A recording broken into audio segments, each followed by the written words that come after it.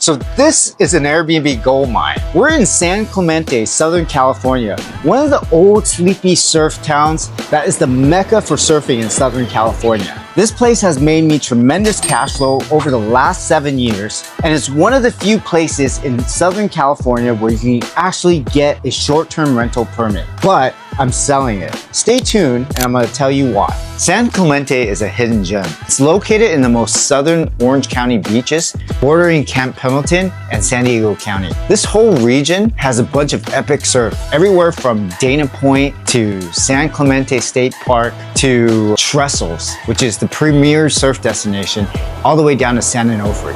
Surfers come here from all of Southern California when there's a great swell. Even Kelly Slater loves it out here. He says Trestles is one of the most rippable waves in the world. The interesting thing about this location is all of Orange County beaches aren't giving new permits for short-term rentals. In San Clemente, there are 3 small neighborhoods where you can still get Airbnb permits, and this is one of them. This is the downstairs unit. I call this sand and sea because of the color scheme.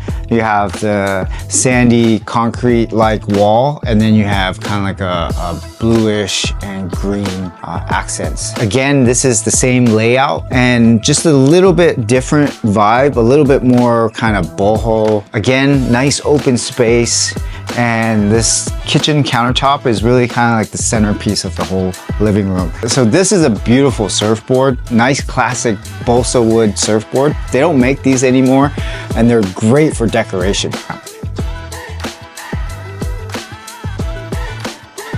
So I'm really proud of this piece. I found this driftwood at Trestles and I decided to turn this into a dining room lamp. So this is a master bedroom. It kind of feels like a nice relaxing getaway, sort of like a spa. So one of the interesting things I do with all of my master bedrooms on all my Airbnb, I kind of create an open shower space or a bath space between the master bedroom and the master bathroom.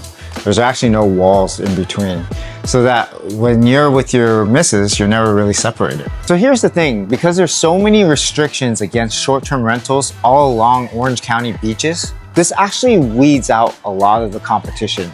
So the cool thing about this duplex, you can rent it out to a small party with a 2-bedroom apartment downstairs, or another party with a 2-bedroom apartment upstairs, or you can combine the whole place for a bigger party and you can rent all 4 bedrooms together. Last year, we made a total of $189,000 in gross revenue, and we netted about $127,000. That's great cash flow for a property that cost me $840,000 back in 2017.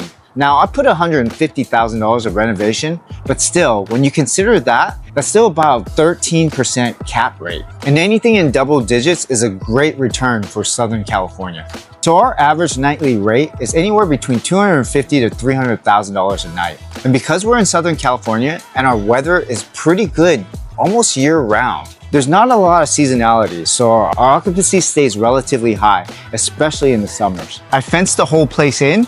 I created a good space for people to barbecue, to lounge. So in this little space, you have a fire pit that you can hang out here at night.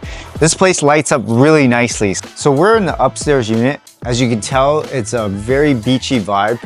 It's got a nice open space. We wanted to give it a lot of decor to make you feel like you're at the beach.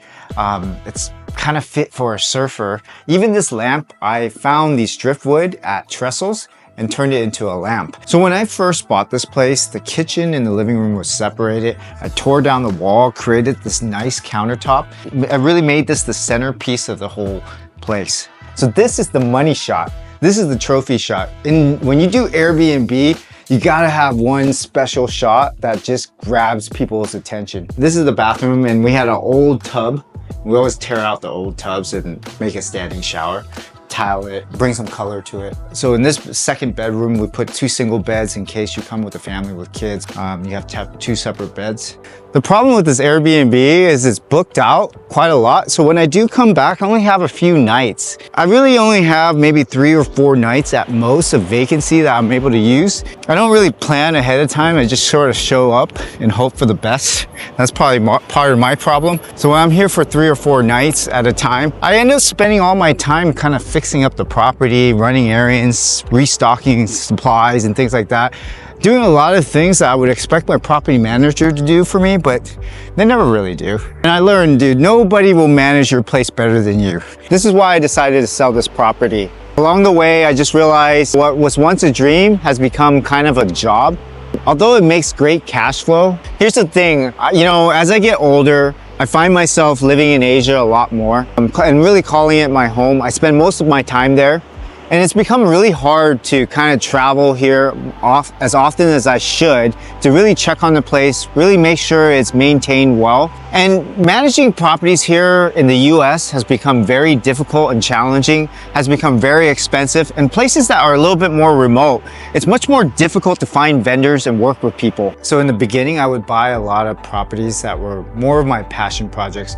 I put a lot of love into these places, renovating, decorating, and upkeeping these places. But as I buy more and more, what I've learned is that I'm not able to give these places the type of love it deserves. So going forward, I'm looking forward into investing into new projects where I have less emotional attachments to them and they're a bit more passive. So that's it, guys. That's my San Clemente property. I've learned so much from this project. I've made great cash flow, but it's time to move on. What do you think? Do you think I'm making a good decision? Make sure you leave a comment and let me know. And don't forget to like and subscribe and follow me for my next real estate project.